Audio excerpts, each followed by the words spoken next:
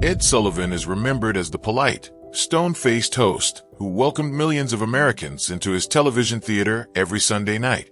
But long before he became America's host, Ed's life was shaped by deep tragedy that would affect everything he did. He was born on September 28, 1901, in Harlem, New York, as part of a set of twins. But tragedy struck quickly. His twin brother Daniel died just a few months after they were born. That loss left a mark on Ed from the very beginning, and his family's pain didn't stop there. Out of 8 children born to Peter and Elizabeth Sullivan, only 5 survived past infancy. When Ed was just 5 years old, another tragedy hit. His baby sister passed away. The family left Harlem soon after, moving to Port Chester, New York, in search of a quieter life. But grief followed them. In many ways, sorrow shaped Ed's childhood, always present in the background. Ed's mother especially saw him as a miracle child, the one who survived when so many didn't. She protected him fiercely, trying to keep him safe in a world that had taken so much from their family. Music became one of the few comforts in their home. Evenings around the piano offered a break from sadness and helped the family hold on to a sense of normal life. But Ed didn't just sit quietly and grieve. From a young age, he developed a need for control, a way to manage the chaos that had surrounded him since birth. Sports became his outlet. In high school, he excelled in almost everything he tried: football, baseball, basketball, and track. He didn't just play, he led. He became captain of the baseball team and earned 12 varsity letters between 1916 and 1919. For Ed, sports weren't just games. They were proof that discipline and leadership could keep life in order. If he could master the rules on the field, maybe he could master the uncertainty that life kept throwing at him. When the U.S. entered World War I, Ed tried to enlist in the Navy at just 17 years old, but he was turned away because of his age and lack of paperwork. He went home feeling embarrassed, but didn't give up. Instead, he shifted his focus to writing. He started writing sports columns for his school paper, and soon was getting paid $1 per article by the local newspaper in Port Chester. This was Ed's first step into a career where influence, not athletic ability, would define success. Even at a young age, he showed the determination and focus that would later help him navigate the cutthroat world of New York journalism and eventually lead him to the national stage. In those early years, Ed Sullivan wasn't famous yet, but his life was already being shaped by loss, ambition, and an unshakable desire to take control of his future. After his early success writing sports articles in Port Chester, Ed Sullivan knew he wanted more. In 1919, at just 18 years old, he left his small town to chase bigger dreams in journalism. He packed up and moved to Hartford, Connecticut, to work at the Hartford Post. But fate hit hard again. Just days after he arrived, the paper shut down. Most people would have been discouraged, but Ed didn't quit. Instead, he pushed forward, moving from one newspaper to another. He worked at the New York Evening Mail, then the Associated Press, and later the Philadelphia Bulletin. But each time, the same thing happened. The newspapers either shut down or went through financial troubles, forcing Ed to look for work again. Between 1923 and 1927, Ed bounced around, never finding stability but gaining experience. These years taught him a tough lesson. Success in journalism wasn't just about good writing. It was about survival. New York's newsrooms were competitive, fast-moving, and often cruel. But Ed thrived under the pressure. He worked harder than most, developing a reputation for persistence and sharp instincts. In 1927, Ed finally caught a break when he joined the New York Evening Graphic. The Graphic was known for its sensational headlines and scandalous stories. It was far from a respectable paper, but it gave Ed the chance to stand out. At first, Ed wrote about sports, but he quickly rose through the ranks. When the paper's most famous columnist, Walter Winchell, left for the Daily Mirror, Ed saw his opportunity. He took over Winchell's Broadway column, a job that gave him access to the world of show business, celebrities, and New York nightlife. This move changed everything.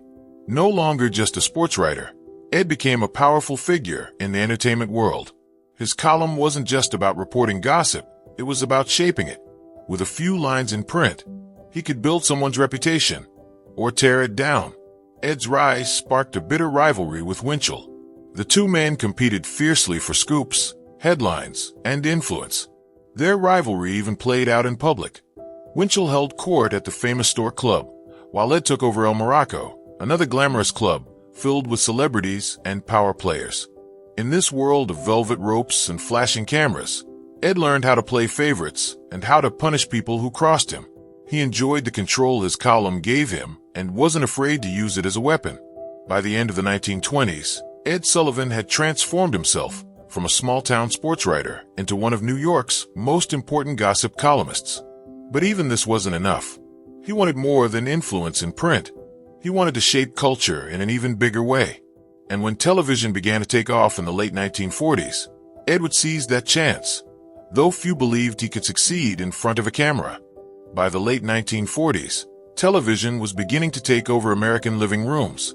It was a new and exciting medium, but few thought a stiff, middle-aged gossip columnist like Ed Sullivan would have any place on TV. Yet in 1948, CBS decided to take a gamble. They offered Ed the chance to host a new variety show called Toast of the Town. Critics didn't hold back their doubts. They called him awkward, said his voice was flat and nasal, and joked that he smiled like someone sucking a lemon. Viewers even gave him an unflattering nickname, the Great Stone Face. Most people would have been discouraged by such harsh reviews, but not Ed. He understood that charm and polish were his strengths, but he had something else: determination and an eye for what audiences wanted to see. Ed worked behind the scenes to line up guests that would draw viewers, no matter what the critics thought of him personally. He booked singers, comedians, dancers, opera performers, circus acts, anyone who could entertain. His focus was clear: make sure the acts were so good that audiences would tune in, even if they didn't care for him as a host. And the strategy worked. Week by week, Toast of the Town attracted more viewers. People didn't tune in for Ed's personality. They tuned in for the variety of talent he brought to their screens. Ed also made bold decisions when it came to race, at a time when most television hosts were not willing to do so. He featured black performers front and center when many networks were still avoiding them. This didn't always sit well with sponsors, who sometimes pressured him to limit the number of black artists on his show. In one famous incident, a Ford Motor Company executive told Ed to cool it on the black talent. Ed's response: he immediately threw the executive out of the theater. By 1953, Toast of the Town was so popular that CBS moved it to a grand new home at 1697 Broadway in New York. The studio was elegant Gothic and soon became an iconic location for American entertainment. In 1967, CBS would even rename it the Ed Sullivan Theater in his honor, a far cry from the early days when critics mocked him. In 1955, CBS made another major move. They officially renamed Toast of the Town as The Ed Sullivan Show. Ed had become a national figure, a familiar, trusted face in American homes every Sunday night. His awkward delivery, flat voice, and stiff mannerisms didn't seem to matter anymore. If anything, his lack of polish made him feel real to viewers. He seemed authentic in an era when many hosts were trying too hard to charm the audience. But as the show's popularity grew, so did the challenges. The Ed Sullivan stage would soon become the site of famous cultural clashes, moments when young rebellious artists tested Ed's patience and control in front of millions of viewers. By the mid-1950s, The Ed Sullivan Show was one of the most-watched programs in America. Every Sunday night, families gathered around their televisions to see what Ed would introduce next. But behind the scenes, Ed was not just a polite host, he was a strict gatekeeper. He expected performers to follow his rules exactly. When they didn't, his temper could erupt. One of the earliest and most shocking confrontations happened on November 20th, 1955. Ed had invited Bo Diddley, a rising star in music, to perform. Ed specifically asked him to sing 16 Tons, a popular song at the time. But when the cameras rolled, Bo Diddley surprised everyone by singing his own hit song, Bo Diddley. Instead, the audience loved it. They cheered wildly. But Ed Sullivan was furious. When the broadcast ended, Ed confronted Diddley backstage and reportedly used an ugly racial slur while yelling that Diddley had double-crossed him. Ed banned Bo Diddley from ever appearing on his show again, a ban that lasted for decades. This wasn't an isolated incident. Ed's stage became a battleground where rebellious artists sometimes tested how far they could push him. In 1964, comedian Jackie Mason had a set interrupted by a surprise broadcast from President Lyndon B. Johnson. When the show returned, Ed gave Mason a hand signal from offstage to let him know there were only 2 minutes left. Mason, known for his quick humor, began joking about the signal, holding up fingers in a playful way to tease Ed. But from Ed's point of view, it looked like Mason had made an obscene gesture on live television. Ed was furious. He canceled Mason's contract for 6 more appearances, worth a huge sum of money, and effectively ended Mason's television career for many years. Though Ed later apologized, the damage was done. Then came rock's most famous rebels. In 1967, the Rolling Stones appeared on the show to perform "Let's Spend the Night Together." CBS executives, nervous about the suggestive lyrics, told the band they had to change the line to "Let's spend some time together." The Stones reluctantly agreed, but during the performance, Mick Jagger exaggerated his eye roll every time he sang the altered words, a clear protest that the audience noticed. That same year, the Doors performed on Sullivan's stage. Ed's producers had asked lead singer Jim Morrison to change the line "Girl, we couldn't get much higher" because of its drug reference. Morrison agreed, then defiantly sang the original lyric anyway, live on national television. After the show, Ed confronted Morrison and banned the Doors for life. But Morrison didn't care. When told they would never be invited back, he simply said, "We just did the Sullivan Show." These moments became legendary. They showed how Ed's show, even with its strict rules, had become a stage where culture and rebellion clashed, and where Ed's need for control was often challenged. To millions of viewers, Ed Sullivan seemed like a steady, polite figure, a man who smiled awkwardly but always kept the show moving. But those who knew him personally saw a much different side. Behind his public image was a private man who could be harsh, cold, and unpredictable. At home, Ed was known for his fiery temper. His daughter, Betty, would later talk about how quickly he could go from calm to angry. Small disagreements could turn into loud arguments, doors slammed, and long silences where no one dared speak.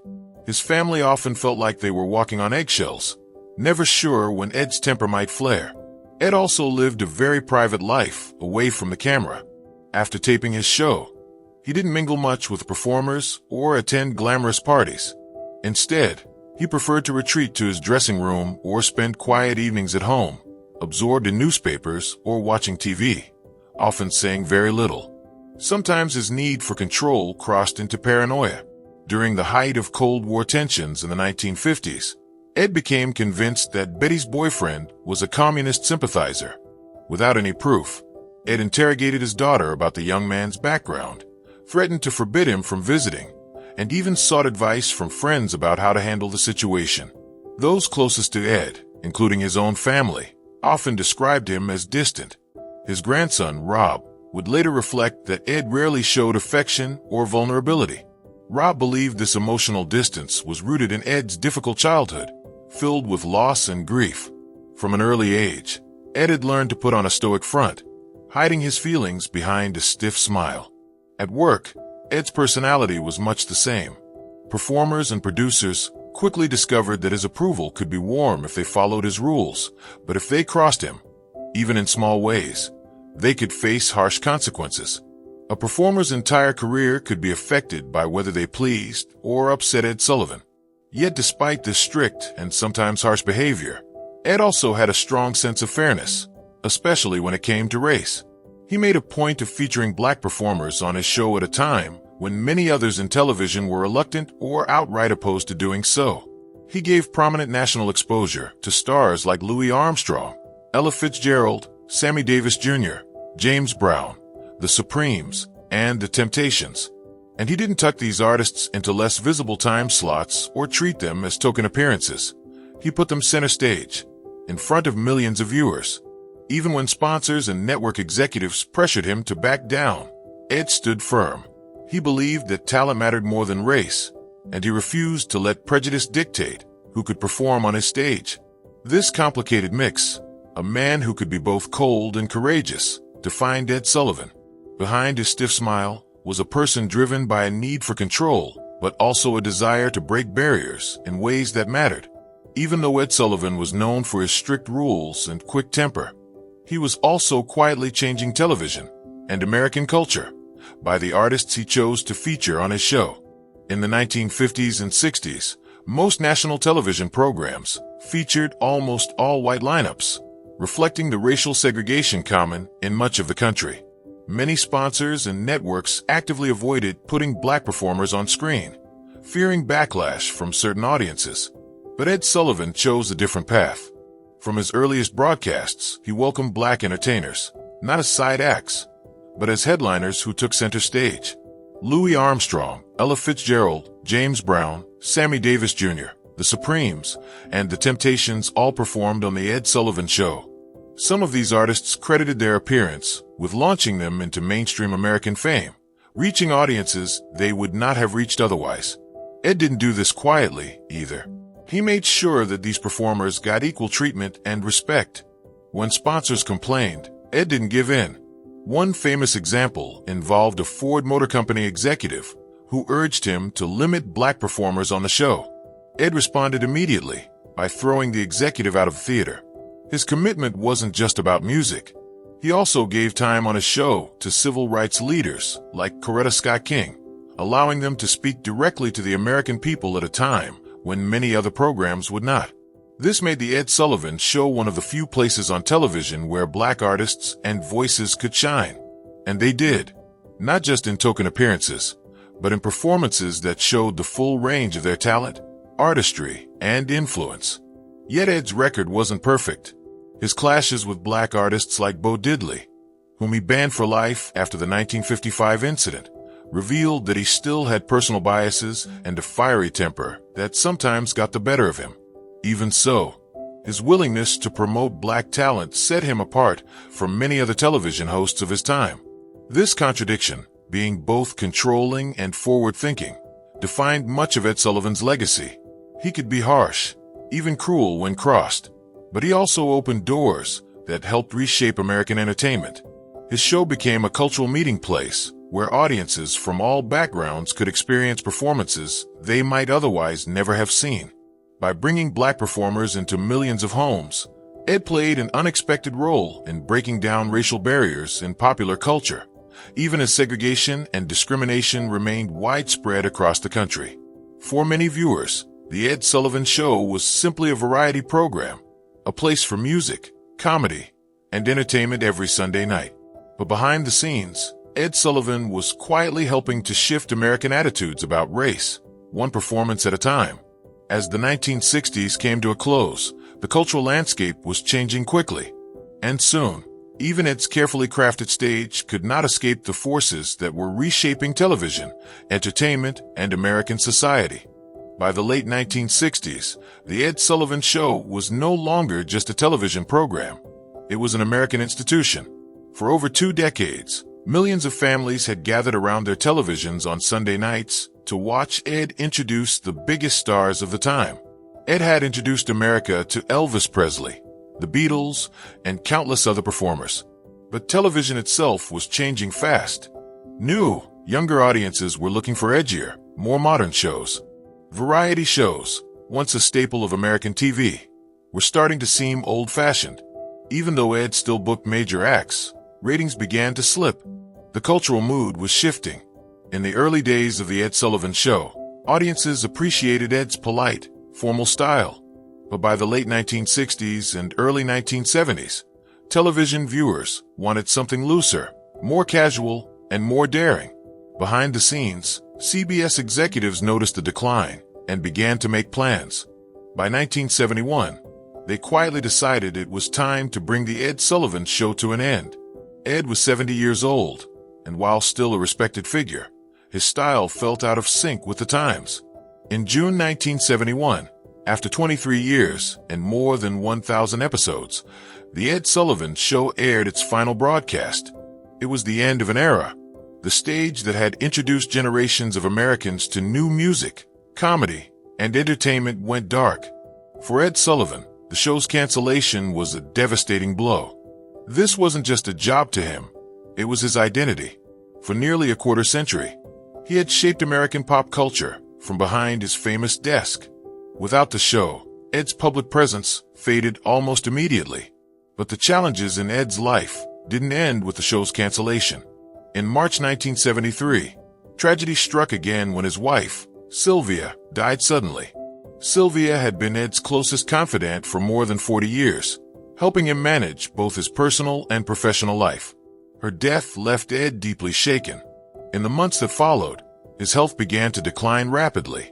In 1974, Ed was diagnosed with esophageal cancer.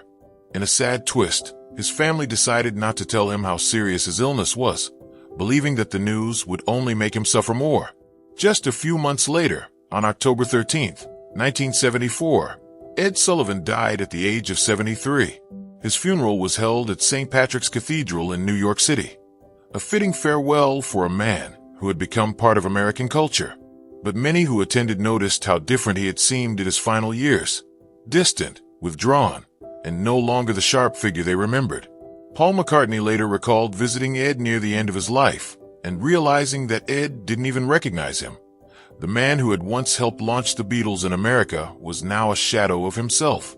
Ed Sullivan's era was over, but the legacy he left behind would continue, even if, for a time, the details of his complex life faded from view. After Ed Sullivan's death in 1974, his name slowly faded from the spotlight. For many years, he was remembered mainly by older generations who had grown up watching him every Sunday night. To younger audiences, he became a distant figure, a black and white image from another era, stiff and formal, almost a relic of television history. But time has a way of bringing history back to life. In the decades that followed, as technology improved, Ed's vast archive of performances was remastered and restored. The old, grainy footage was cleaned up and presented in sharp detail, allowing new generations to see what audiences in the 1950s and 60s had experienced for the first time. Clips of Elvis Presley shaking his hips, the Beatles' first U.S. performance, James Brown's electrifying stage presence, all of it found a new audience online. Short videos and highlights from the Ed Sullivan Show were shared on streaming platforms and social media, sparking curiosity about the man who had introduced these legendary artists. As interest in Ed Sullivan's show grew, so did curiosity about Ed himself. Documentaries, podcasts, and articles began to look deeper into his life. A new generation of researchers and fans wanted to understand the real story, not just the polite host on television, but the man behind the scenes, the man who could be strict, temperamental, generous, progressive, and difficult, all at the same time. This new attention revealed a more complex picture. Ed Sullivan wasn't simply a stiff host with an awkward smile. He was a powerful figure who shaped American pop culture at a crucial moment in history. He had an eye for talent, a drive for control, and a commitment to diversity that quietly challenged the prejudices of his time. The rediscovery of Ed's legacy even inspired new productions. In 2025, a major Netflix documentary titled Sunday Best was released. It explored Sullivan's life in detail, showing both his public success and private struggles. The documentary examined how he opened his stage to black performers and civil rights leaders, even while battling his own temper and controlling nature. It reminded viewers that Ed Sullivan was not simply a product of his time. He was someone who helped change the time he lived in. What makes Ed Sullivan's story so lasting is its complexity. He was a man who could promote racial equality one day and explode in anger the next. He gave unknown artists their big break, but could just as easily ban them for life if they crossed him. He brought joy to millions of homes, but struggled with his own grief and isolation behind the scenes. In the end, Ed Sullivan's story is about more than just television. It's about a man whose life reflected many of the tensions and contradictions of America itself. Its desire for order, its hunger for entertainment, its struggles with race, and its fascination with fame. Decades after his death, Ed Sullivan's influence can still be felt. His theater still stands. His show still draws viewers.